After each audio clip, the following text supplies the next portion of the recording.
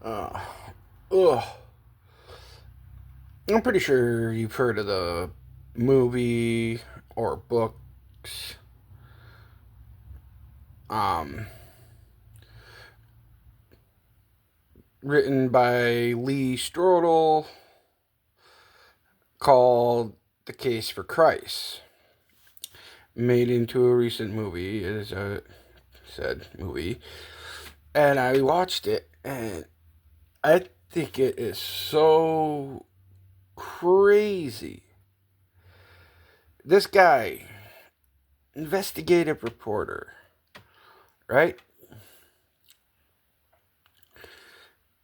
He he's an atheist. His wife goes to a church because they were both atheists. They didn't believe in God. Well, she went to this church because a woman who was a nurse saved his kid. And then he goes around collecting the evidence to try to disprove Christianity. Anyhow, it brought up something interesting that a lot of people don't get, except for those that know. And there was a theory, it was called swooning theory, about. And the swooning theory is that Jesus was passed out, he wasn't dead when they took him down from the cross.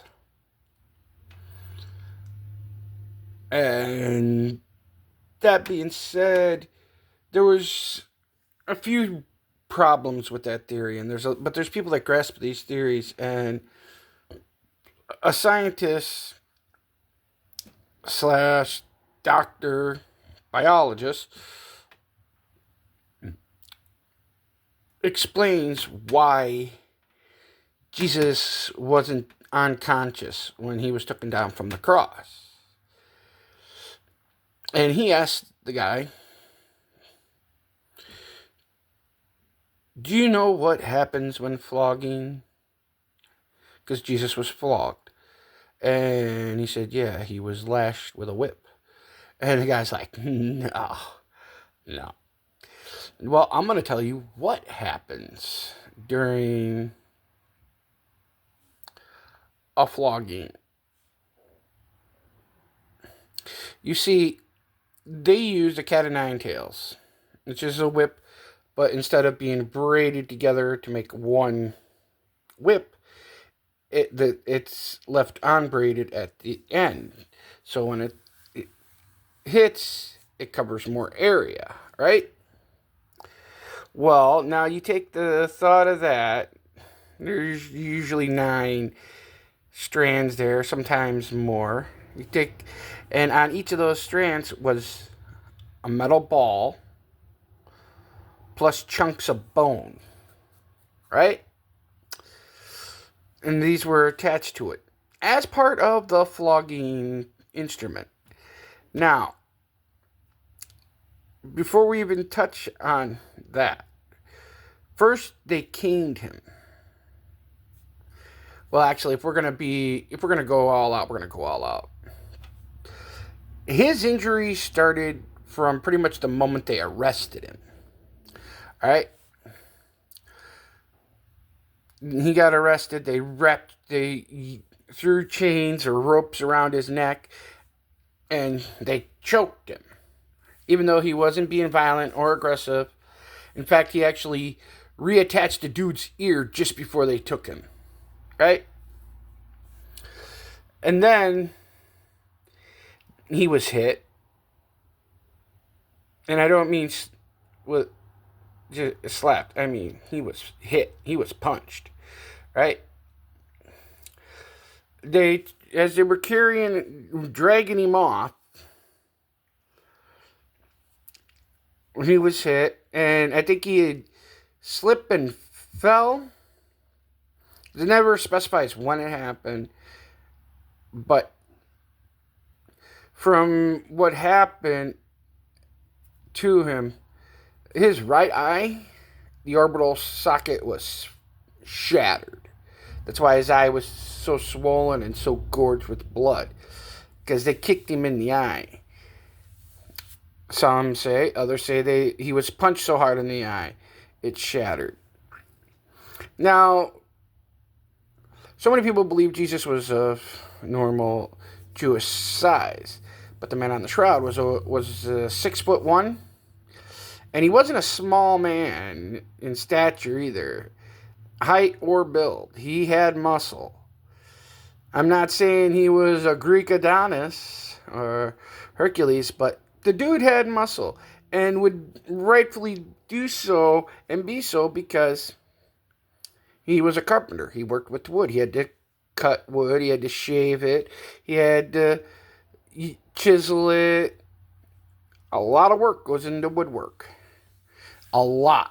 Especially with detailing of that wood. Especially if you're carving like a table or something. And it takes hours. You're using a chisel and you're using your arms. So Jesus would be a pretty buff guy. More like an athlete. Track runner, track and field, right? Right. Anyhow, he's not going to do any of that work. He's probably been hit in the face a bunch of times, learning and that.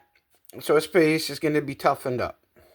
His bones are going to be toughened from the hard work. Everyone makes mistakes when they're learning. Besides getting cut or splinters in your hand, which he most likely did. He most likely been hit in the body in various points from a piece of wood buckling or something. That being said, doing all that, Jesus' body would have been toughened up from years of doing this. And this was before he became a rabbi, before he became a teacher, before he became a prophet, and did all his sermon and that. Before any of that, he was a carpenter for years. Most likely from the age of 12 to 33. So he's got some experience under his belt. So he's going to be a physically tough guy. He's going to be strong. Right? And his body's going to be durable. From strenuous activities of being a carpenter. I've seen carpenters.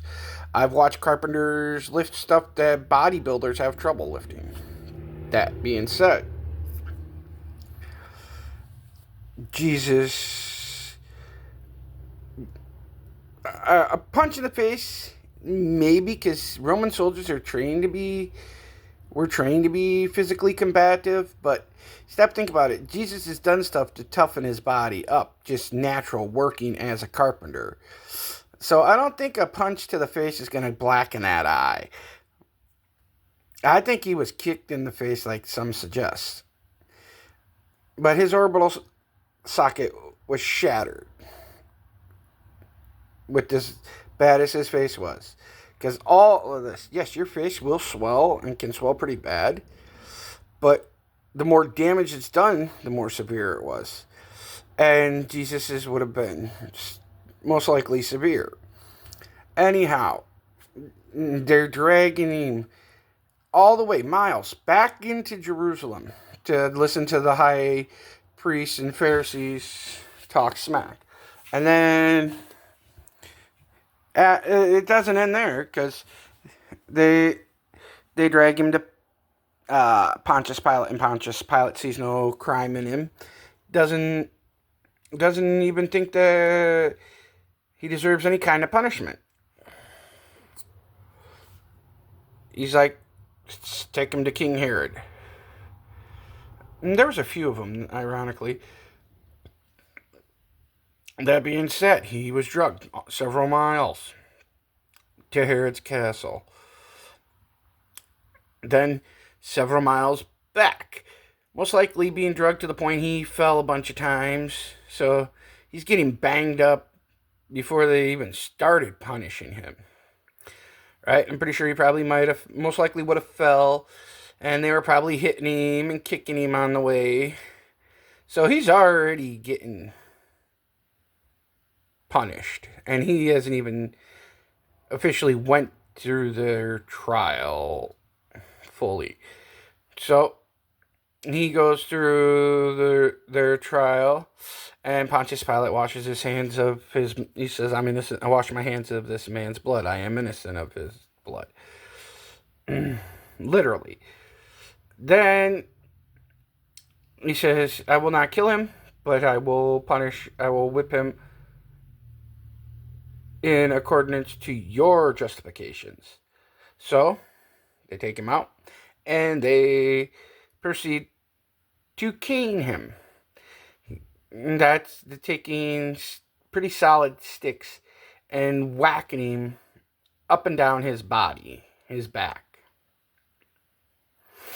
And they did that a bunch of times. And remember, while this is all happening, he's naked, right? And chained up. Then they proceed to shift from that to 40 lashings with the cat of nine tails. And there was 2 of them. Each one was to give him 40 blows. 2 men, 40 blows. Front and back.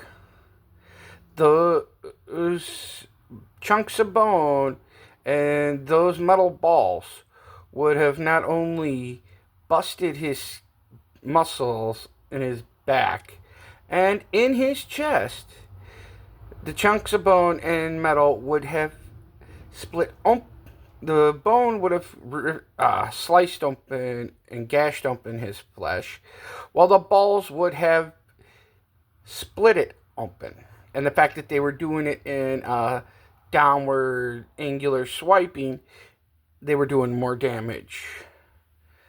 They were slicing him open and breaking him open.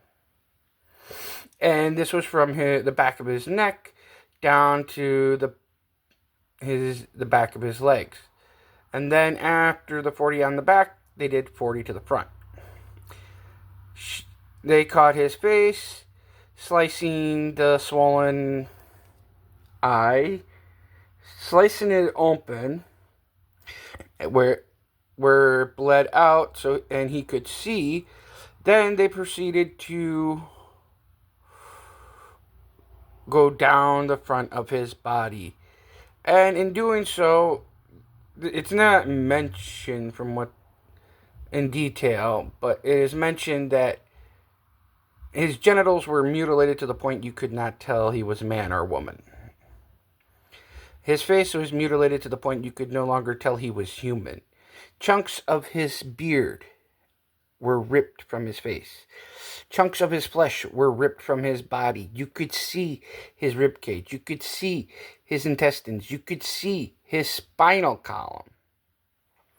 Then they put a crown of thorns, and everyone thinks it was just that little ring. No. Evidence proves that the crown of thorns was not just that little wreath you see around his head. It was an actual, as they describe it, a helmet of thorns. Because if you look at royal crowns, they were a hat that covered the whole head.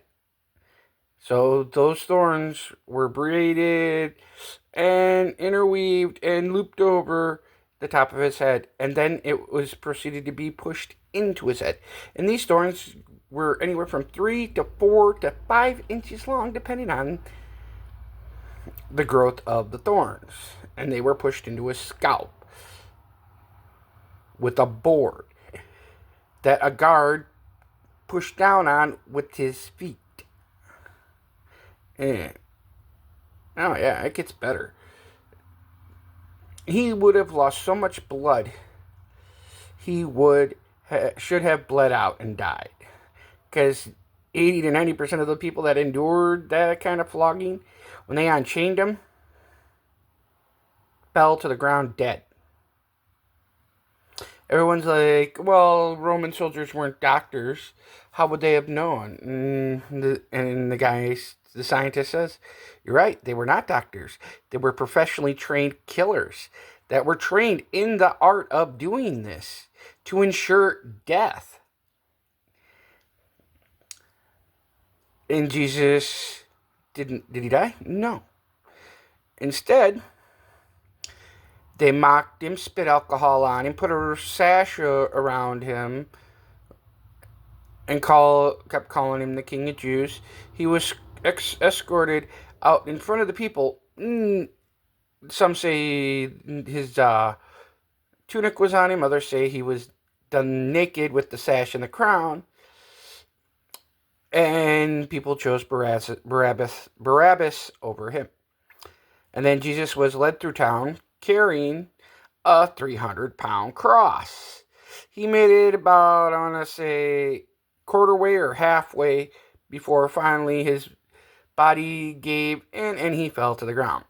Then Simon, not Simon Peter, a man heading home from church, was stopped and made to help Jesus carry the cross.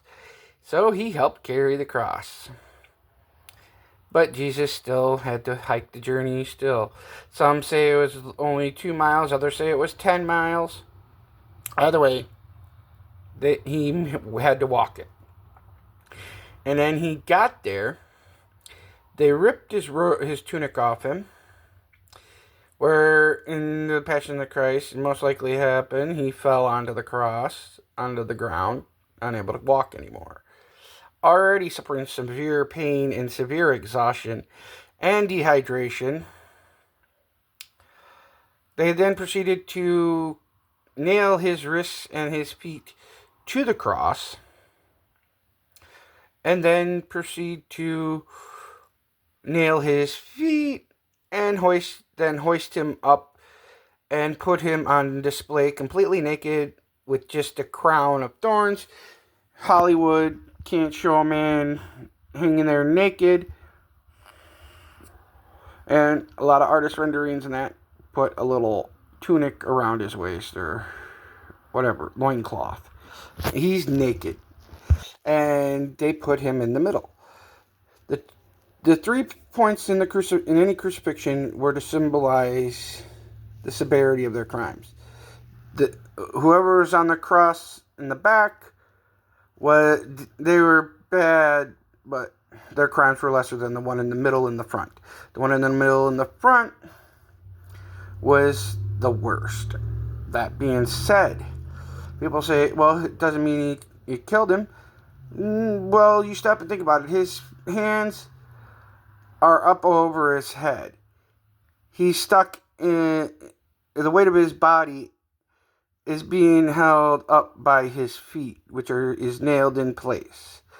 A very horrendous pain. In order for him to breathe, he would have to push up so his lungs could fill with air, and he'd have to do it again to exhale. And he would have to do that for hours, to the point of exsanguination, which is, of course, suffocation, which Jesus, they say, suffocated and died. That being said, eyewitnesses testified that Jesus' last words were, last words, I'm covering the last few, was him fulfilling the prophecy of Isaiah, where he says, Isaiah 22, where he says, Father, Father, why hast thou forsaken me? Which was completing a prophecy of Isaiah 22:16, I think it is.